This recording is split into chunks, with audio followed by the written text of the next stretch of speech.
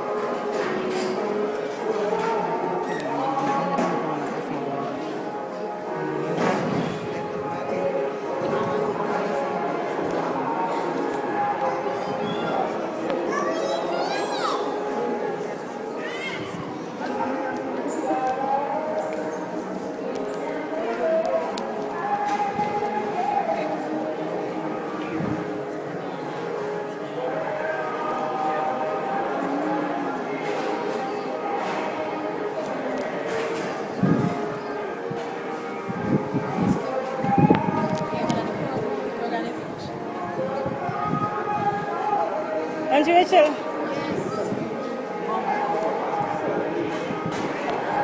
You get program? Huh? You get program? No. Both of us don't get that.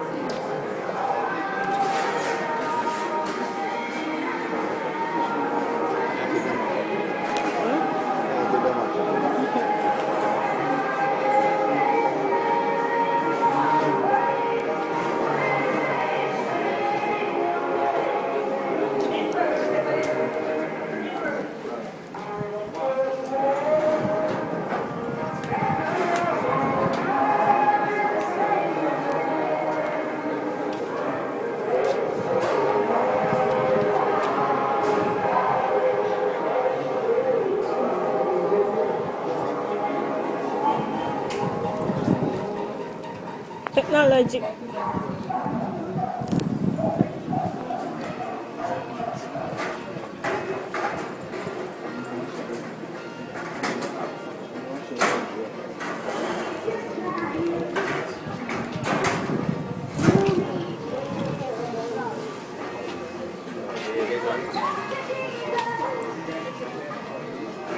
Okay, so we go convenient over top.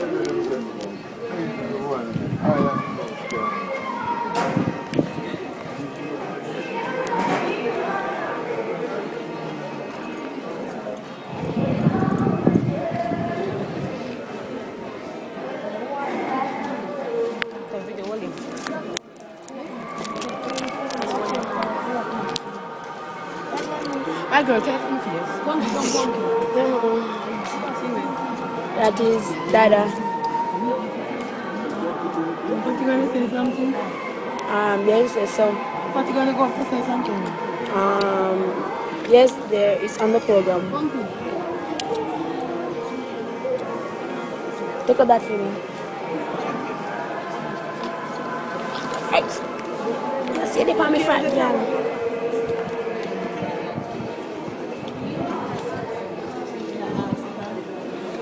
Boris.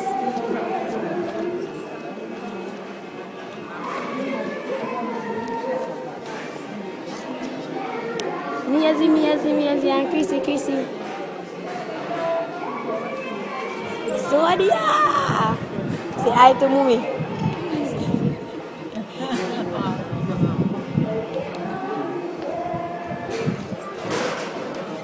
Miss Girlie.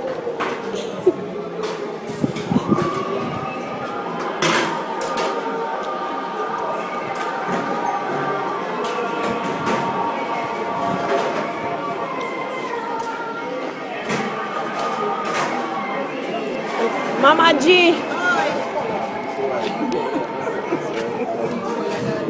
She said,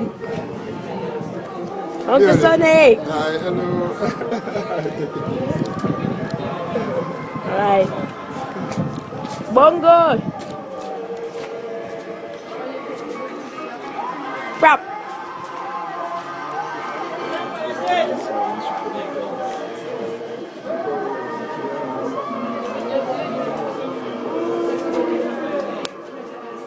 Sorry.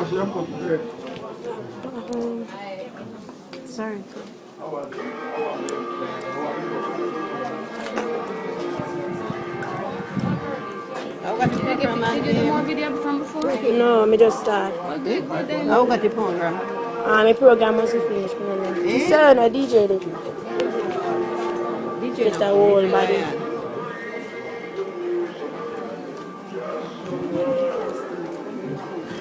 Right.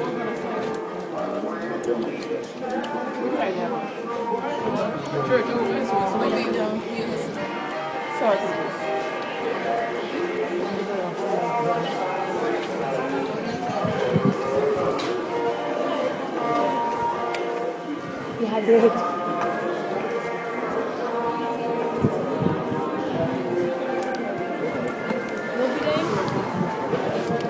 Video fatty and food. Excuse faster.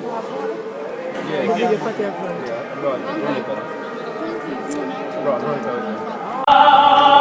For his soul.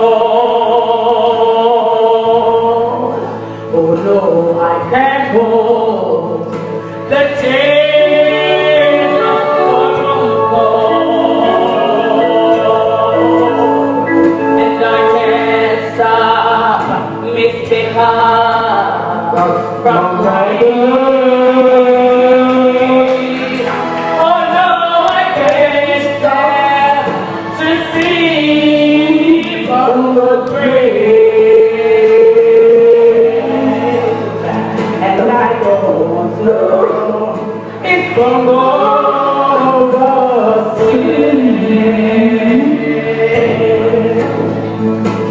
Maybe there are joys awaiting Bungo. Church, or maybe eternally he's gonna cry. I must take this moment to remember that Bungo, he was sick before he died. Oh no, I can't hold the chains of Bungo.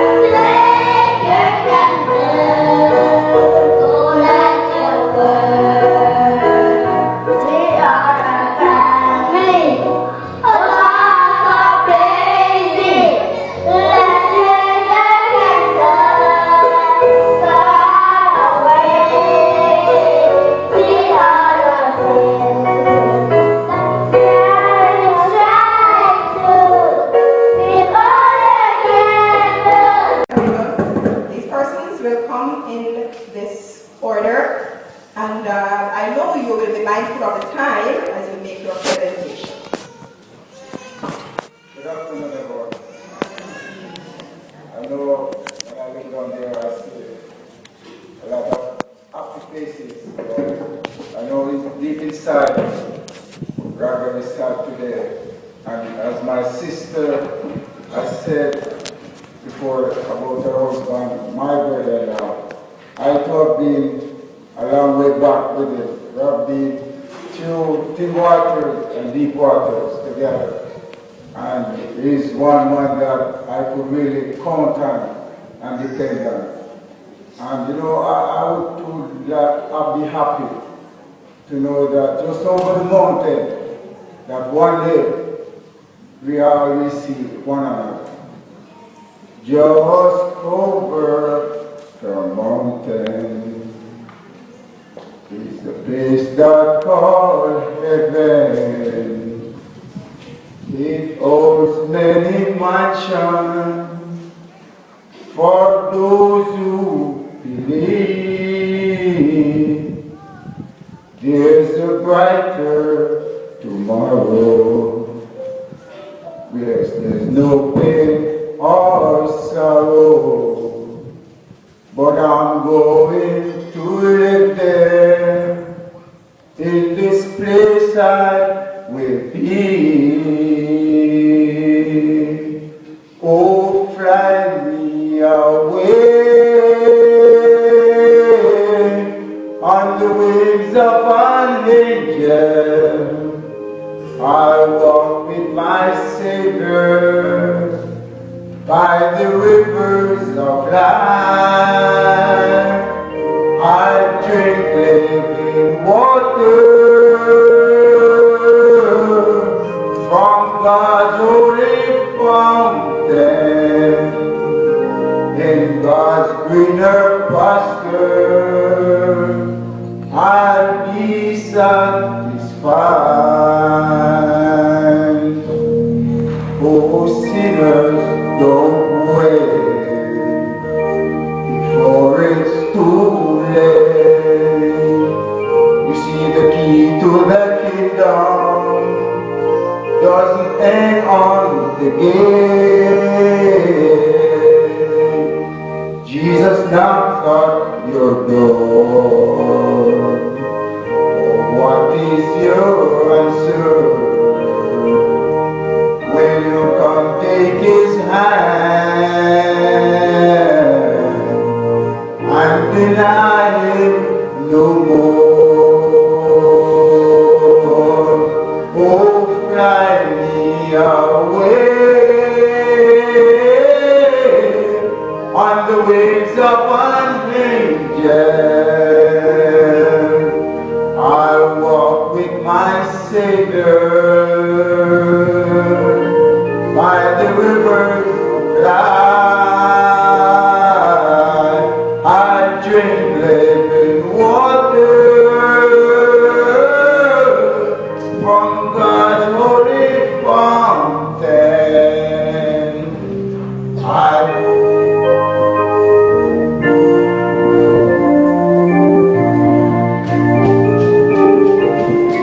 By the rivers of life.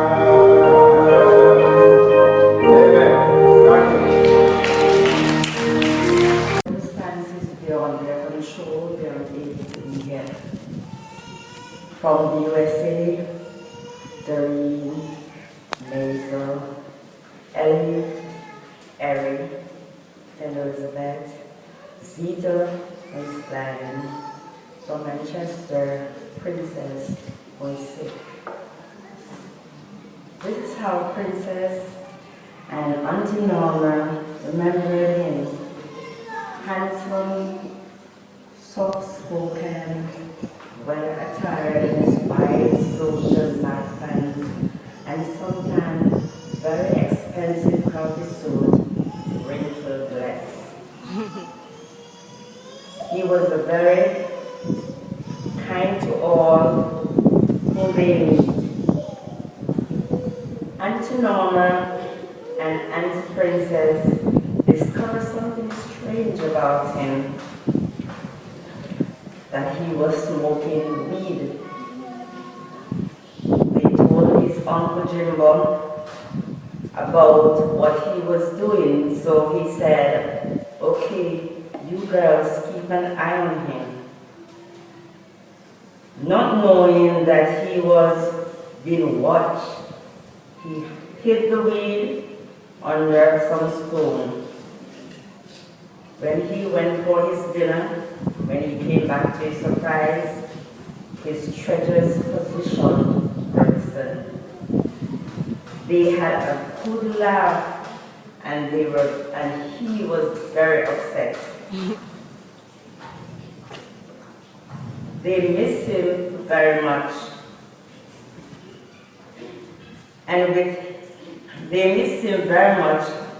which he didn't, and wished he didn't have to go.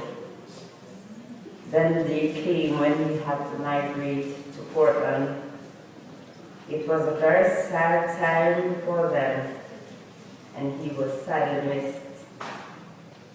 After a few years, he came back home to St. Elizabeth with a new hairstyle look. They were very disappointed, but they loved him anyway. He said he came for a princess to take her to Ethiopia.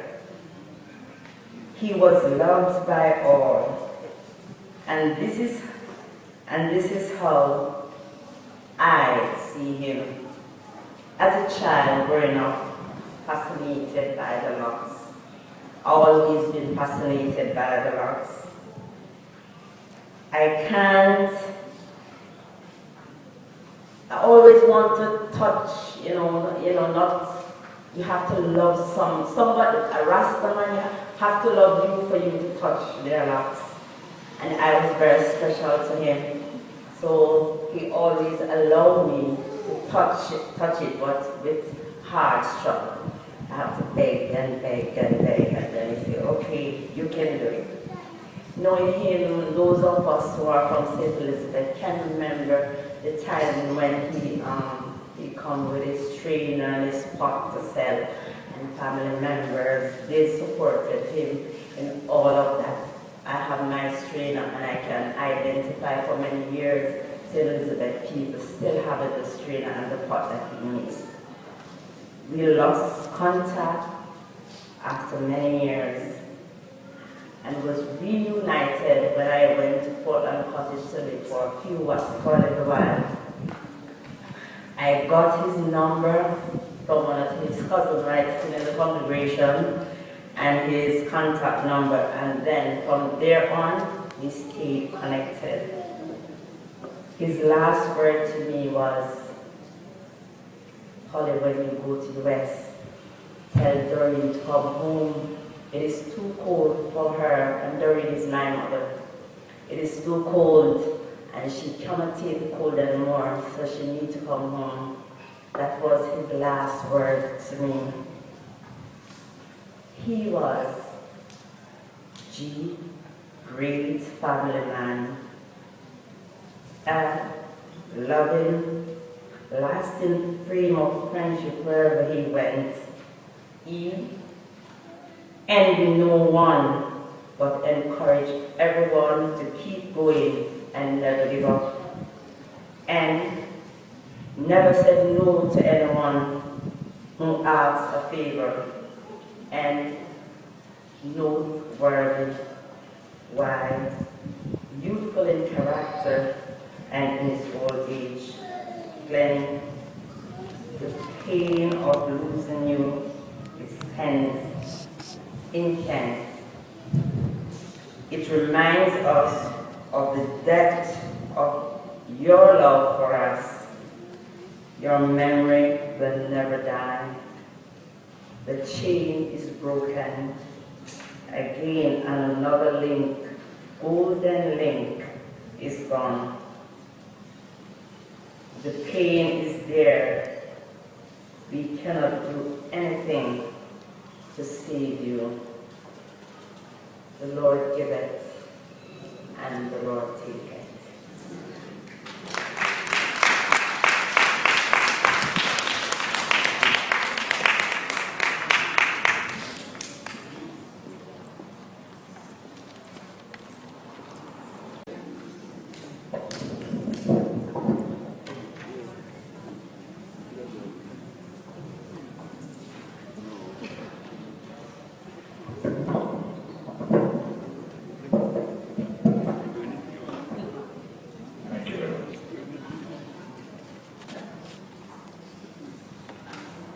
Members on the platform,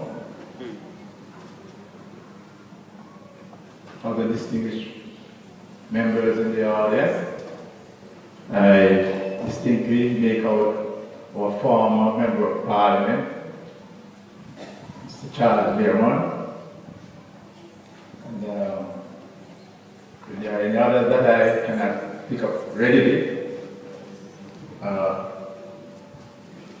I wish you to be with us, and thank you for being here. My little bit about Mr. Hamilton. It might not be a little bit, but I'm going to make that little bit as I can. Because the relationship between us goes a far way. And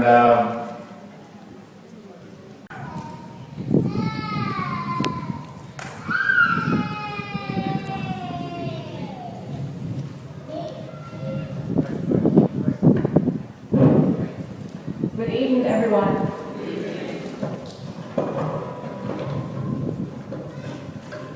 I stand here proudly this afternoon to read the eulogy of my father, our father, actually.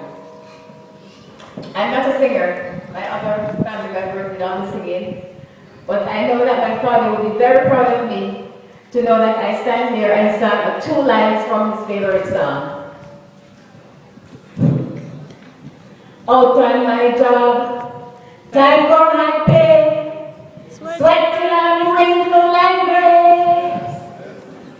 For the love of your son has nothing to do but roam about heaven all day. Wash, wash, wash, wash, wash all my troubles away. Send I a cloak with silver lining and take paradise. Wash, wash, wash, wash, wash all my troubles away. Ladies and gentlemen, I started off with that song because my father was a peacemaker. Whenever there was troubles in our family, he would go in the corner of the little veranda that we have and just curl up in a little corner, and that's the song that he would sing. He was all about restoring peace in the family. Today I stand here to read the eulogy of our father, Ronald Simpson, aka Bungo, Bungo Zulu, Glennie, and the kids, especially when we were smaller, we used to call her Dada. As we got older, we all started to call her Bungo because that was so common among the community, but as children, we used to call her Dada. He was born on November 15, 1975 in the parish of St. Elizabeth. He left St. Elizabeth when he was approximately 18 years old and moved to St. Mary. I asked my mother, last week, why, I was, wanted to find out why did he move to St. Mary at the age of 18? And what she told me was her father died, no, his father died, I'm sorry. His parents died, both parents died. And so she had to go and live with some other family member. Don't know if it was an aunt or a cousin. And, back in those days, in St. Elizabeth, it was all about farming. So he used to have to help the family member to farm, to sell, or whatever, to send other children to school. And I don't really mean to say this to make any, I don't know who the family member was, but I think what happened was the family member used to let him do most of the work, and he was not able to go to school, so the other kids could go to school, something like that. My mother wasn't able to, because it's a long time ago. But the idea is, from a very young age, my father was used to making sacrifices for other people, and that's something to be commended. No, from St. Mary, he moved to Clarendon, which back in those days was because the sugar industry in Clarendon was very booming, so he came for a better opportunity to get out of work in the sugar industry, Money Must Sugar Factory. And took public transportation or whatever, and ended up in race course crossing, the crossroad race course, and asked questions as far as how to get to Longwood. Because he was told that in Longwood he could get like a tenement yard to rent, some place to live. It so happened that the person who he ended up renting from is my grandfather, which is my mother's father.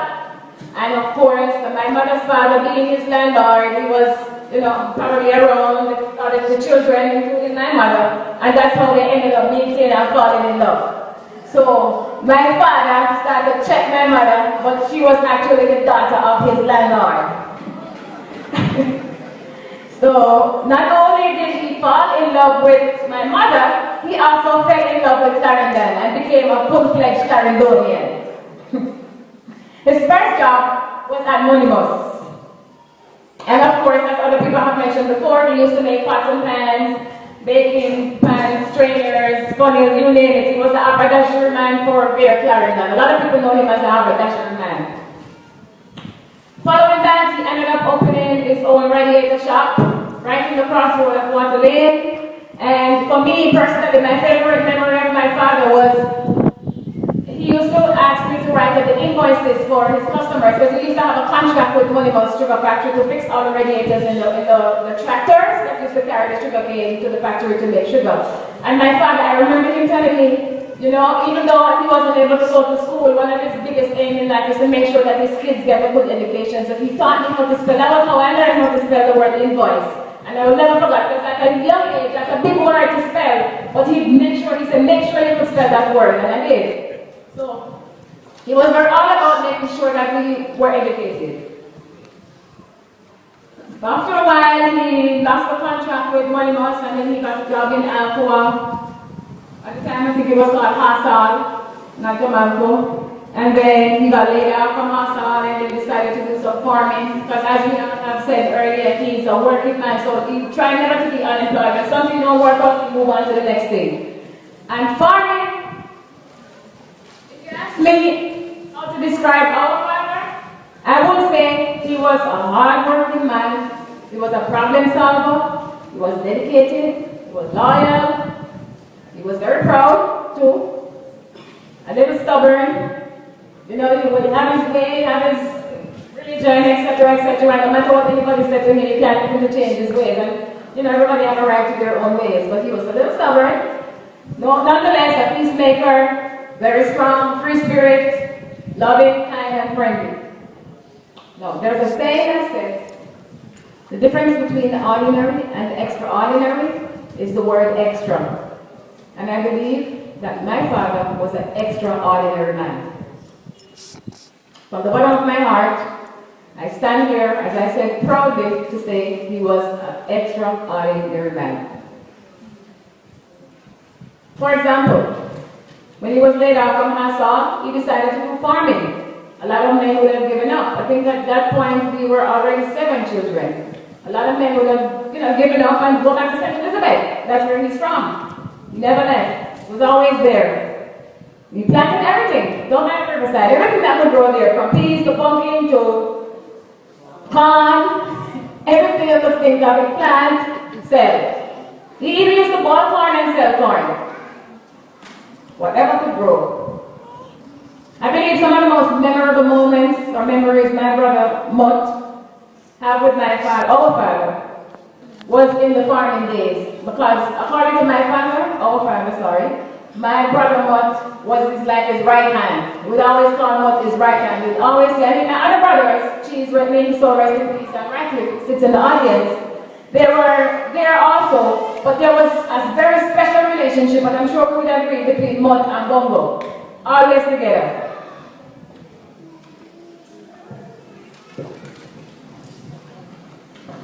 Speaking of problem solver, he used to have a 150 bike back in his earlier days.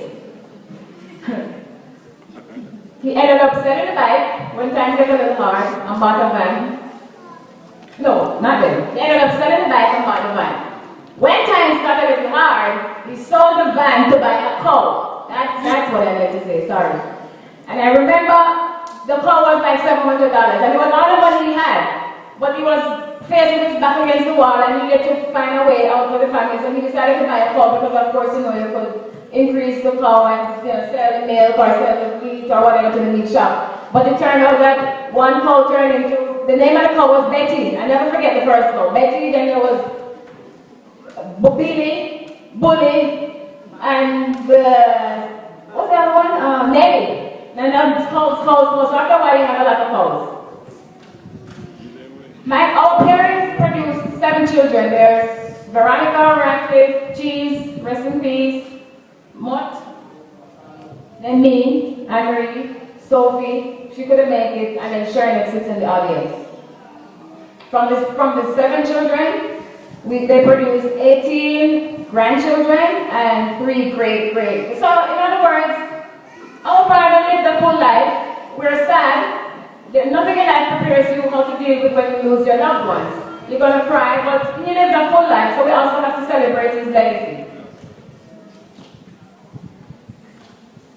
After the first 5 kids were born was when we moved from Longwood, because I'm the one that was born in Longwood, and then we moved to Water Lane at that point. And that's where he bought the house in Ashton Hall, in Water Lane, and to put a roof over his family's head. One of the first things he did as we were kids, he planted a tree for each and every one of us. And what is the significance of that? It was sort of somehow teaching us to be independent. Like for instance, I had the apple tree, my brother had the Margaret mango tree, my sister Sophie had the plum tree. So what is the significance of that? It's a way of teaching us to be independent, but we were also taught how to share. Because when my apples came in, I had to share with my other sisters and brothers. Because all of them don't come in season the same time as we know. They each had their season, and then when each of them came in, we had to also learn how to share among each other. So he was all about sharing. Another funny memory that I had also is when he was trying to teach my mother how to drive. I don't think up to this day my mother can drive. No, right? My mother ran the pickup. We used to have our own, I think it was Datsun, green Datsun back in the days, pickup. And she ran the pickup over somebody, I don't know if she, somebody, thanks. Yes. So the pickup ended up over somebody else's yard, and my father decided from there on, he wasn't going to be the one to teach my mother to drive. She never learned how to drive. But it was always, we talk about stories and stories and stories. That was one of the things that we always talk about growing up and laugh. And whoa, relaxing. No, because my father's a dread, we had to hide to put relaxer in our ear. We can't, because he would have preferred us to be natural. So that was a whole series that we went through about, we have to do it first, then we have to hide, then finally somehow we see it, and then he's like, I want to see school in the house. I have no pool picnic. I didn't want us to relax over here, but we used to make fun over that also. Oh, who could forget this? My mother was a sport, and my mother liked to play bingo. And every time, they used to have Coney Island every year in Christmas. I don't know if they still have it now, but every year in Christmas, I think one used to be down here in Graceford. Auntie Children used to have one, and so on and so forth. Like Supper Bar and Village used to have one. And my mother would carry us one night, go watch Go. Who tell her to do that? We in here as kids. I think my mother wanted to go, but she couldn't leave us with anybody, so she bring us. But he wouldn't like that. I remember my father coming here and drag us out of the nightclub and tell us, you're going to the cabin, they know what, go, and my mother had one big thing. As any couple, every couple had their little here and there arguments, so that was one thing that we used to talk about and laugh also. And then Denby Showground every year. Every year they have the annual Denby Showground in Maypen.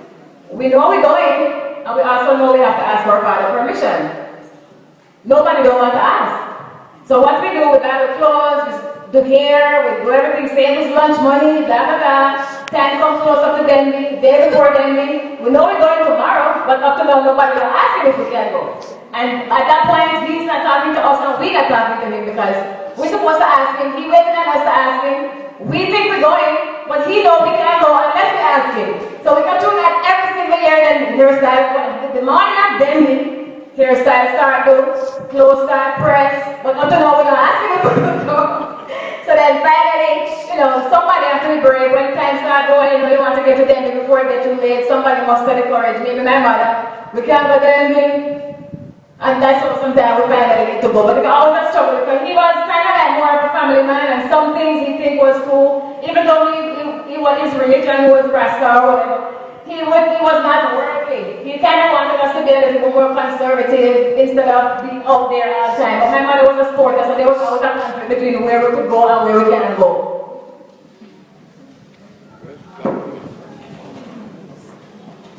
Like I said, father was an extraordinary man. My sister, Sophie, who everybody know her as Hot Girl. She lives in St. Martin. She couldn't make it to this funeral, unfortunately. She gave me something. which I will do as quickly as I can because I know time is of essence. She had a dream this morning. This wasn't planned at all. She called this morning crying because she had a dream about 6:30 and she said, whatever you do, please include this for me. And I promised her, so if you bear with me for a few more minutes. And she called it eternal sleep. She said, I saw him this morning in my dreams. It was a strange dream about 6:30 a.m. He was there at home with us, where we live in Water Lane, and it was the last day of his life. I was walking behind him everywhere because I know that it was the last day of his life.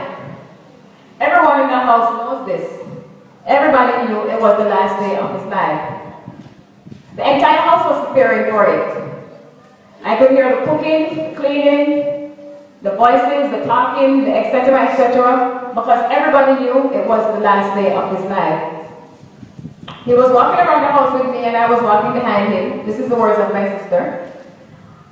He had a slight limp. Not too much like he's been limping these days. It's as if he was a lot younger, much younger.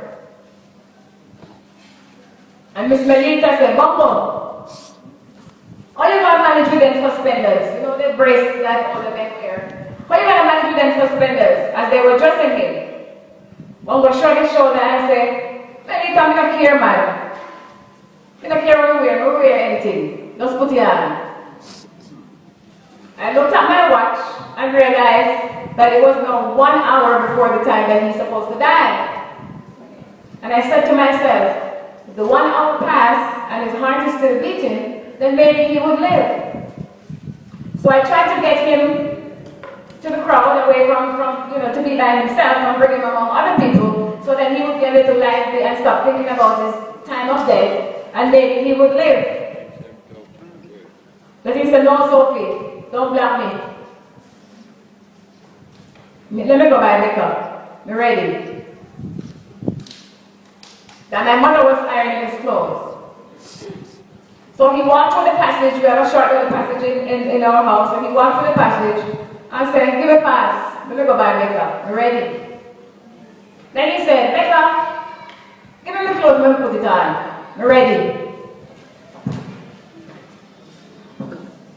So she said, I woke up crying, and she went to her laptop right away and write that to me. It was very sad for her. She was crying when she was writing it, but, I promised her that I would read it, and I did. So in closing, I would like to say, my father was not a man of many words. He did not even like to dress up. But according to what my sister said in her dream, this time he said, give me the suspenders, put on the suit, I'm ready. So he was ready. He spent the last hour of his life in my sister's dream with his mother, and incidentally, the last few hours that he was alive, he spent it with my mother, because I think she was giving him a shower. That's the story. Life will never be the same without our father. Life can never be the same when you lose a father. You will grieve, you try to focus on the good memories, but when any parent dies, you feel like a link is missing from your life. But you learn how to deal with it. We learn how to deal with it. And we will. My dear Father, may your soul rest in peace. It's a lot more for me to say today. Time does not allow. We could go on and talk about him, but rest in peace, my dear Father. Rest on. Thank you very much.